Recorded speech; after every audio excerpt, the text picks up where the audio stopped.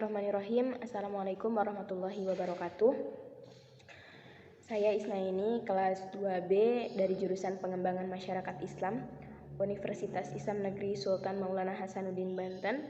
Di sini saya akan mempresentasikan esai yang sudah saya tulis untuk memenuhi tugas ujian akhir semester mata kuliah Filsafat Umum dengan judul Tujuan Penciptaan Manusia menurut Imam Al-Ghazali. Mungkin langsung saja, sebagaimana kita ketahui bahwa manusia dikatakan sebagai makhluk yang paling sempurna. Karena kenapa? Dibandingkan dengan makhluk lain yang sudah diciptakan oleh Allah, manusia memiliki keunikan dan juga keistimewaannya tersendiri. Contohnya saja, manusia diberikan akal untuk berpikir. Bahkan, manusia dijadikan khalifah di muka bumi ini oleh Allah untuk menjaga, kemudian melindungi alam semesta dan seisinya. Selain itu, manusia juga memiliki karakter yang berbeda-beda. Bahkan yang kembar identik sekalipun, mereka memiliki perbedaan. Baik itu berbeda dari karakternya, kemudian fisiknya, cara pandang mereka, cara berpikir mereka, kepentingan mereka, dan juga banyak lagi yang lainnya. Semua hal, segala sesuatu pasti memiliki asal muasalnya tersendiri gitu. Begitu juga dengan manusia. Manusia memiliki asal muasal, kemudian tujuan yang dijadikan dia sebagai pedoman untuk menjalani hidup gitu kan. Nah, sedangkan manusia adalah makhluk yang diciptakan oleh Allah Subhanahu wa taala, kemudian ia akan dikembalikan lagi kepadanya suatu saat nanti. Namun terkadang sering terlintas di pikiran gitu kan, kenapa kita diciptakan jika suatu saat kita akan dilenyapkan kembali gitu oleh Allah? Sempat terpikir seperti itu. Bahkan banyak sekali pertanyaan-pertanyaan yang muncul, seperti kenapa kita diciptakan, kemudian apa tujuan kita untuk diciptakan, dan masih banyak lagi pertanyaan-pertanyaan yang sering muncul dalam pikiran kita gitu kan. Mungkin karena akal dan juga pikiran kita terbatas untuk kepada hal tersebut gitu kan. Namun sebenarnya untuk memahami hakikat dari manusia sendiri itu sudah dilakukan sejak dahulu. Namun sampai sekarang masih belum ada pernyataan yang benar-benar tepat untuk menyatakan tentang hakikat manusia tersendiri gitu. Nah, karena akal kita memang diberikan akal oleh Allah Subhanahu wa taala. Namun karena akal dan juga pikiran kita terbatas untuk mencapai hal tersebut, maka yang harus kita lakukan adalah mengetahui hakikat dari diri sendiri, kemudian tetap berpegang teguh pada keyakinan kita kepada Allah Subhanahu wa taala gitu kan. Terkadang orang yang sering menanyakan hal-hal yang filosofis, jika mereka memiliki pemahaman ataupun pengetahuan yang kurang, kemudian lemahnya iman mereka, mungkin bisa saja mereka terjerumus kepada hal-hal yang negatif, bahkan bisa saja mereka terjerumus kepada kesesatan gitu. Maka dari itu penting sekali untuk kita memahami dari hakikat diri kita sendiri, kemudian memiliki pengetahuan yang baik tentang diri kita, kemudian tentang ketakwaan kita kepada Allah Subhanahu wa taala gitu. Harus kita perkuat dan kita meyakini bahwa kembali lagi gitu, kita diciptakan oleh Allah. Entah dengan alasan apapun itu, yang penting ketika kita diciptakan, Allah telah memberi aturan kepada kita. Ada larangan yang harus kita jauhi, kemudian ada perintah yang harus kita jalani gitu. Jadi ikuti saja alur yang ada sesuai dengan jalan yang sudah Allah ciptakan gitu. Yang pasti kita harus berjalan mengetahui hakikat dari diri kita, mengetahui dari diri sendiri kita, kemudian menguatkan keimanan kita, memberikan pengetahuan yang cukup gitu untuk kemudian kita nanti berjalan menelusuri kehidupan kita nanti gitu. Kemudian dari Al-Ghazali sebetulnya banyak sekali pendapat ulama tentang ketuhanan, tentang penciptaan alam, penciptaan manusia gitu. Namun kenapa saya memilih Al-Ghazali? Karena menurut saya di sini beliau menjadi pernyataan itu menjadi titik temu gitu kan dari pernyataan-pernyataan yang lainnya. Nah di sini ada Al-Ghazali menggambarkan tentang ketuhanan. Nah, jadi tujuan hidup baginya merupakan keutamaan manusia untuk senantiasa beribadah kepada Allah untuk mencapai kebahagiaan hidup di dunia maupun di akhirat. Al-Ghazali sendiri mengatakan bahwa untuk mendapatkan kesempurnaan itu dikaitkan dengan hakikat sesuatu dengan hakikatnya manusia, yaitu an-nafs.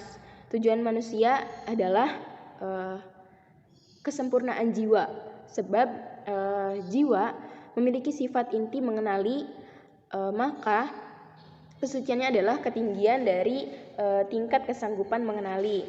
Berdasarkan pemikiran Al-Ghazali tersebut, maka dapat dipahami bahwa hakikat manusia sendiri adalah yang pertama, manusia adalah jiwa, an-nafs, qalbu, ruh atau al-aqlu, yang merupakan esensi material yang mandiri bersumber dari alam, al-amr, tidak memiliki tempat, kemudian memiliki kesanggupan mengenali dan menggerakkan, kemudian juga memiliki sifat abadi. Yang kedua yaitu esensi tersebut tidak berkaitan secara otomatis dengan raga, karena raga memiliki potensi-potensi dasar yang berlawanan, bahkan berbeda dengan jiwa yang mana sebagai mediator antara esensi dengan raga adalah jiwa vegetatif dan jiwa sensitif yang memiliki hubungan dengan raga. Yang ketiga ada jiwa sensitif. Jiwa vegetatif dan raga memiliki fungsi pelengkap bagi jiwa manusia, baik dalam kegiatan mengenali maupun dalam merealisasikan perbuatan manusia. Kemudian yang keempat ada jiwa manusia memiliki kesanggupan menyerap pengetahuan aksiomatis dan berpikir mewujudkan pengetahuan baru. Yang kelima, hubungan antara jiwa dan raga tidak hanya terbatas dalam kehidupan di dunia saja, namun juga berkaitan dengan kehidupan di akhirat. Yang keenam, tingkatan kesanggupan paling tinggi dari jiwa manusia adalah terletak pada al-aqlu mustafad yang mendapatkan pengetahuan secara langsung dari akal aktif. Kemudian kesanggupan tertinggi tersebut digantikan oleh az-zauq yang mendapatkan inspirasi dari Allah. Nah, itu tadi beberapa makna hakikat manusia menurut Imam Al-Ghazali. Sedangkan manusia ideal menurut Imam Ghazali sendiri memiliki beberapa kriteria, yaitu manusia yang pada diri pribadinya sendiri terdapat beberapa keutamaan, yaitu pertama ada al-hikmah atau kebijaksanaan, kemudian al-ifat yaitu kesucian, asy-syajalat yaitu keberanian, dan al-adalat yaitu keadilan. Nah, itu tadi beberapa kriteria manusia ideal menurut Imam Al-Ghazali sendiri. Nah, Al-Ghazali sendiri berpendapat bahwa kebahagiaan yang sebenarnya merupakan tujuan seseorang dalam mencapai tahap kesempurnaan paling tinggi, terutama bagi manusia, yaitu mengenai hakikat segala sesuatu. hal tersebut tidak bisa dicapai sepenuhnya di dunia. Namun setiap orang yang berusaha untuk meraih dengan sebenar-benarnya, maka akan ia dapatkan di kemudian nanti di akhirat. Karena selama di dunia sarana untuk mendapatkan ma'rifat selalu memperoleh cobaan yang demikian itu akan lenyap jika manusia hidup di alam akhirat, dan cobaan yang menghalangi penglihatan manusia akan dilepas supaya mata manusia berubah menjadi jelas dan terang. Nah, pada intinya manusia sebagai makhluk yang diciptakan oleh Sang Pencipta yang akan kembali padanya menjadi khalifah di muka bumi ini, berperan untuk menjaga kemudian melindungi alam semesta dan seisinya dengan baik. Di samping itu manusia juga punya kewajiban untuk melakukan perintah yang diperintahkan, kemudian menjauhi larangan yang sudah dilarang, kemudian juga untuk mengetahui hakikat dari manusia. Kita harus mengetahui hakikat dari diri kita sendiri. Karena kenapa? Setelah kita akan mengetahui dan juga memahami diri kita, maka jalan yang akan kita tempuh akan lebih terarah, dan juga kita akan memahami makna dari penciptaan manusia sebagai makhluk itu sendiri. Mungkin itu saja yang bisa saya sampaikan. Kurang lebihnya mohon maaf. Baik, di sini saya akan melanjutkan presentasi dengan judul Pandangan Al-Ghazali tentang alam semesta, yang mana alam semesta perlu sekali dibahas oleh kita. Karena kenapa? Begitu istimewanya, kemudian begitu banyak halnya yang bisa kita pelajari di dalamnya. Kemudian supaya kita bisa menyadari ketika kita mempelajari tentang alam semesta yang sangat luas ini, kita bisa memahami bahwa manusia itu hanya salah satu bagian dari ciptaan Allah gitu. Kemudian manusia diciptakan bukan untuk menaklukkan alam, namun manusia diciptakan untuk menjadikannya sebagai fasilitas dan juga sebagai sarana ilmu pengetahuan yang kemudian bisa dikembangkan. Manusia juga diberikan amanah sebagai khalifah untuk menjaga dan juga melindungi alam semesta ini. Dalam penciptaan alam, Allah juga telah banyak menerangkannya di dalam Al-Quran. Namun penciptaan alam semesta hanya Allah yang tahu, dan masih merupakan misteri bagi penciptaan alam itu sendiri. Karena kenapa? Kita sendiri sering bertanya-tanya, kenapa alam diciptakan, kemudian bagaimana penciptaan alam semesta, dari apa saja ia diciptakan sehingga menjadi sesuatu ciptaan yang sangat indah dan sangat luas gitu, bahkan jadi misteri tersendiri gitu kan untuk manusia. Namun daripada itu para ahli ilmu pengetahuan alam masih terus melakukan penelitian untuk mengungkapkan misteri tersebut gitu. Menurut beberapa ahli alam semesta didefinisikan dengan berbagai macam definisi gitu kan. Di antaranya menurut Hasan Hanafi, yang mana alam adalah bukan benda, tetapi merupakan sebuah persepsi kebudayaan yang menentukan sikap manusia terhadap alam. Sebetulnya banyak sekali pendapat-pendapat kemudian definisi-definisi lain tentang alam menurut para ahli pengetahuan, kemudian para peneliti-peneliti yang lainnya gitu. Alam juga didefinisikan sebagai bola raksasa ya, yang berpusat pada bumi dan sekitarnya, sehingga orbit bulan yang merupakan batas alam bumi. Namun juga bisa kita lihat terdapat matahari, bulan, kemudian planet-planet lain, meteor, dan yang lainnya. Bisa kita lihat begitu istimewanya, begitu luar biasanya penciptaan Allah Subhanahu wa Ta'ala.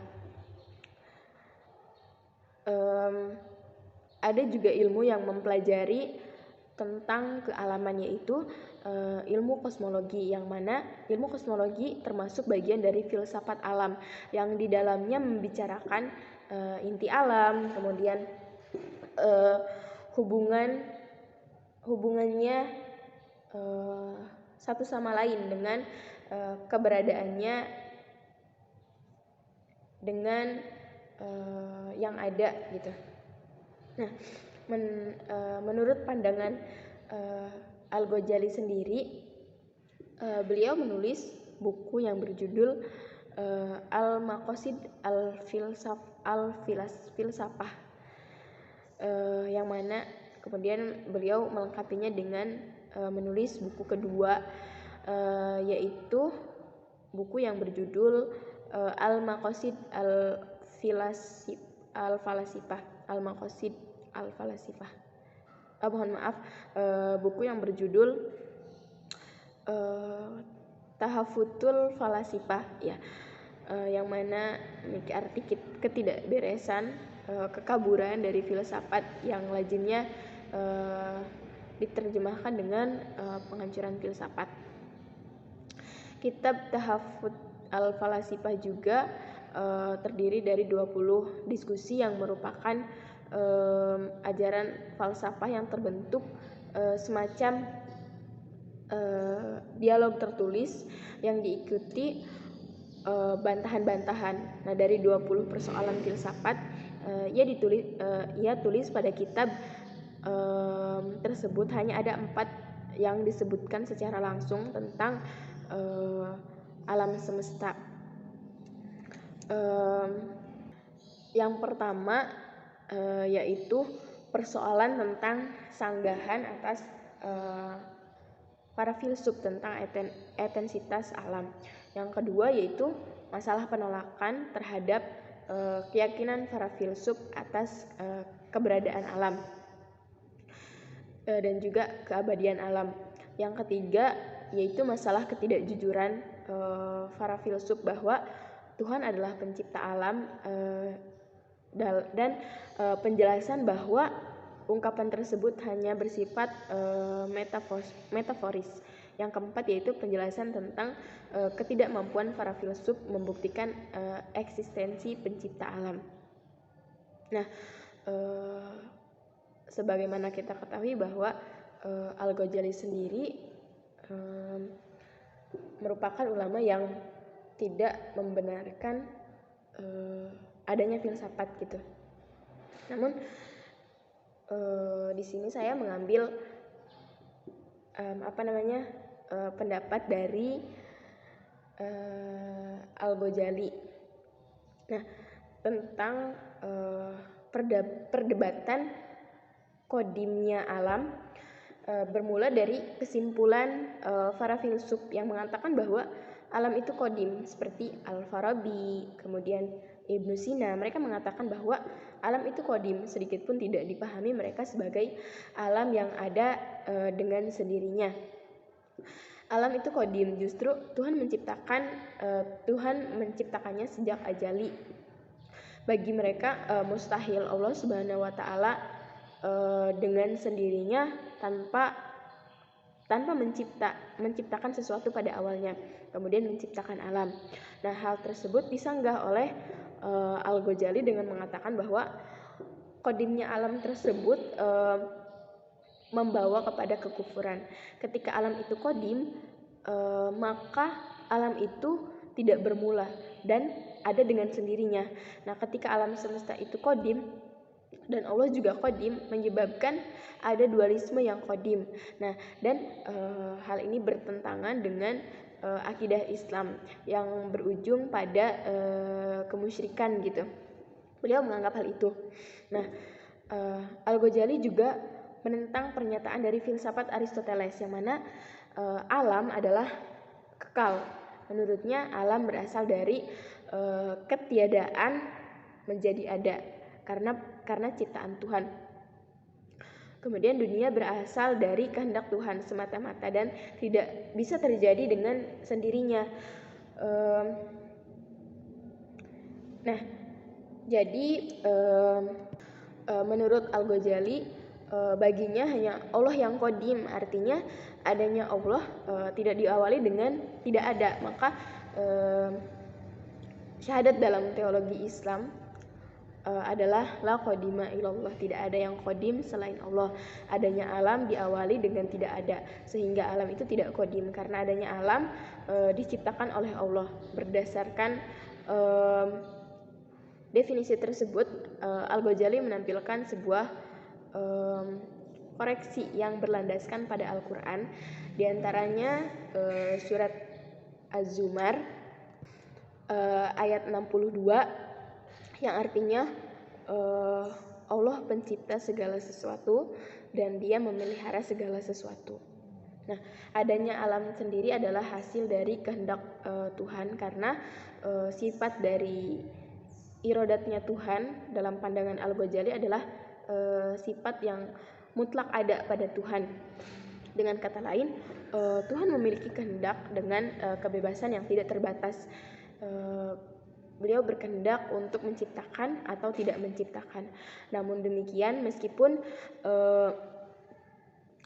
pandangan dan pemikirannya bersumber pada Al-Quran, tetap saja tidak luput dari kritikan, seperti kritikan dari Ibn Rushdi terhadap konsep Al-Ghazali tentang alam, bahwa alam mempunyai permulaan. Dalam zaman mengandung bahwa ketika Tuhan menciptakan alam, tidak ada sesuatu di samping Tuhan. Pada intinya telah kita ketahui gitu bahwa alam semesta itu diciptakan oleh Allah, tidak secara otomatis langsung ada gitu. Jadi melalui tahapan-tahapan ataupun proses yang sangat panjang dari masa ke masa gitu kan, yang melibatkan berbagai macam hal gitu. Dan banyak sekali pendapat dari para ahli yang berbeda-beda gitu tentang penciptaan alam sendiri. Namun yang pasti kita sebagai makhluk Allah harus senantiasa percaya bahwa Allah lah yang telah menciptakan alam semesta, dan patut kita syukuri bahwa kita memiliki alam semesta sebagai tempat tinggal kita gitu untuk hidup. Yang mana karena dengan adanya alam semesta kita bisa bertahan hidup dan juga memanfaatkan kandungan-kandungan lain di dalamnya gitu untuk memenuhi kebutuhan kita tentunya. Dan tugas kita sebagai manusia yang diberi amanah sebagai khalifah di muka bumi ini tentu saja berperan sebagai yang melindungi gitu, untuk melindungi alam semesta ini agar tetap indah dan juga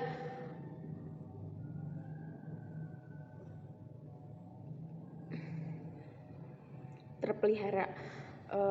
Jadi tugas kita sebagai manusia melindungi alam semesta dari tangan-tangan jahil di luar sana. Mungkin cukup itu saja untuk esai kedua. Terima kasih. Di sini saya akan melanjutkan presentasi esai yang ketiga tentang kebenaran dalam pengetahuan manusia. Nah, sebagaimana kita ketahui bahwa pengetahuan adalah sebuah kepercayaan yang benar. Kemudian pengetahuan juga adalah semua milik atau isi pikiran usaha manusia untuk tahu gitu. Nah, Jadi pengetahuan merupakan isi dari berpikir kita gitu, yang mana ketika kita berpikir kemudian kita mengkaji sesuatu dengan pikiran kita dan kemudian menghasilkan pengetahuan gitu. Nah, pertanyaannya apa sih kehebatan dari pengetahuan itu, kemudian apa aja gitu yang ingin manusia ketahui, kemudian apakah yang diketahui oleh manusia itu berupa kebenaran, dan apa sih yang menjadi tolak ukur kebenaran itu gitu kan. Nah, manusia sebagai makhluk yang dianggap sempurna, mempunyai keistimewaan yang dibandingkan dengan makhluk lain gitu, memiliki akal pikiran untuk berpikir, sehingga kemudian dari hasil berpikirnya itu terdapat sebuah hal baru yang diketahui yang disebut dengan pengetahuan. Nah, kemudian dari pengetahuan itu akan ada suatu ilmu yang akan memberikan kemanfaatan tersendiri untuk manusia lainnya. Nah, karena itulah manusia bisa mengetahui ataupun mendapatkan pengetahuan baru. Nah, kita sangat bersyukur sebagai manusia yang hidup di zaman sekarang, karena kenapa? Di zaman sekarang ini sudah banyak ilmu-ilmu pengetahuan yang ada gitu. Nah, kita langsung bisa mengkaji, kemudian memahami tanpa harus meneliti dari awal hingga kita hanya tinggal melanjutkan penelitian dari ilmu-ilmu yang sudah diwariskan oleh para ilmuwan terdahulu lewat penelitian mereka yang ditulis dalam buku, kemudian dalam karya-karyanya. Jadi pengetahuan juga adalah sebuah kebenaran, yang mana kebenaran itu adalah pengetahuan. Maka dalam kehidupan dapat memiliki berbagai pengetahuan dan kebenaran. Nah, pengetahuan adalah suatu istilah yang digunakan untuk mengatakan apabila seseorang mengenal tentang sesuatu gitu. Apabila seseorang mengetahui tentang sesuatu. Jadi ilmu pengetahuan merupakan warisan bersama dari umat manusia, bukan milik pribadi dari orang-orang tertentu. Nah, permulaannya dimulai dengan awal mula dari manusia itu sendiri. Nah, pandangan Al-Ghazali tentang pengetahuan yaitu menurut Al-Ghazali, pengetahuan itu datang dari Tuhan melalui ilham. Tetapi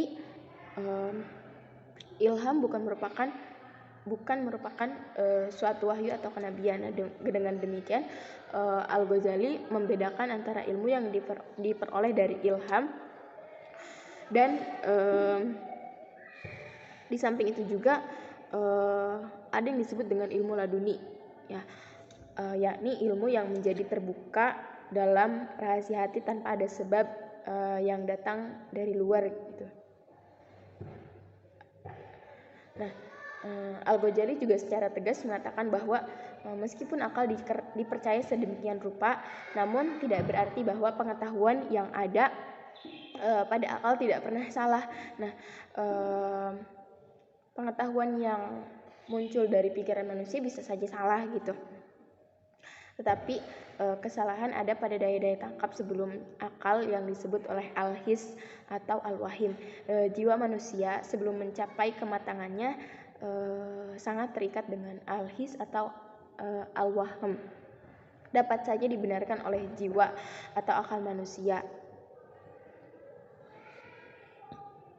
Nah, dengan demikian kemungkinan terjadinya kesalahpahaman pada pengetahuan yang ada dalam akal itu terbatas pada pengetahuan yang diperoleh akal karena berhubungan dengan al-his dan al-wahm. Adapun pengetahuan itu tentang hakikat murni kelihatannya tidak mengandung kemungkinan salah, karena akal untuk mencapai pengetahuan tersebut tidak berhubungan dengan al-his dan al-waham. Nah, jadi menurut Al-Ghazali, di antara ilmu-ilmu yang diyakini, pengetahuan aksiomatiklah yang paling tinggi. Selain itu, menurut Al-Ghazali, pengetahuan juga dapat diperoleh melalui ungkapan langsung yang disebut dengan mukasyafah. Nah, pengetahuan ini didasarkan pada keyakinan. Nah, di samping itu pula, pengetahuan yang diperoleh melalui hubungan yang disebut pengetahuan muamalah. Nah, keseluruhan itu berfungsi untuk mencapai kemajuan, juga merupakan cara yang progresif untuk mengetahui Allah. Menurut Al-Ghazali, pengetahuan yang diperoleh oleh akal manusia bisa saja salah, karena pengetahuan yang diperoleh oleh akal itu berhubungan dengan al-his dan al-waham semata. Nah, jadi kebenaran itu bersumber dari Allah, sedangkan pengetahuan yang bersumber dari akal pikiran kita, jika ingin dikatakan sebagai sebuah kebenaran, harus diteliti, kemudian dikaji, dipertimbangkan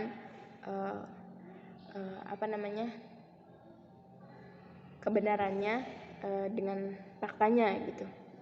Nah, pada intinya ilmu pengetahuan merupakan sesuatu hal yang ada dan juga dibutuhkan oleh manusia. Ilmu pengetahuan juga tidak bisa terlepas dari sejarah-sejarah perkembangan ilmu pengetahuan terdahulu gitu. Nah, karena seiring dengan perkembangan zaman dan juga pola pikir manusia yang semakin berkembang pesat, maka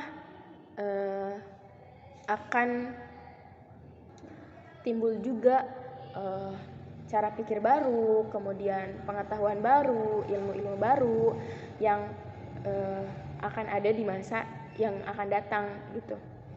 Nah, maka dari itu manusia pasti memiliki pengetahuan yang baru di sepanjang zaman gitu.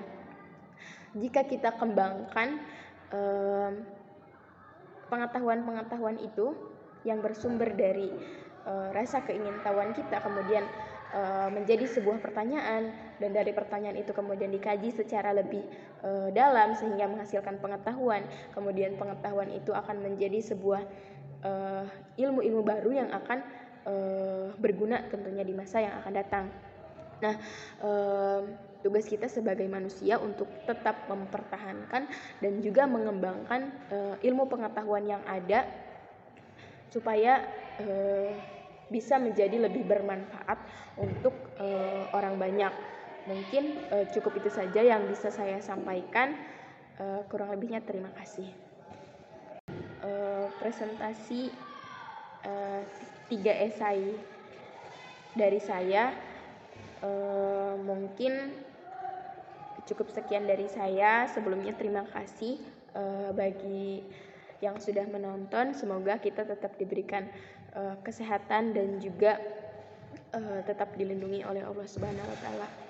Amin ya rabbal alamin. Kurang lebihnya saya ucapkan terima kasih banyak. Assalamualaikum warahmatullahi wabarakatuh.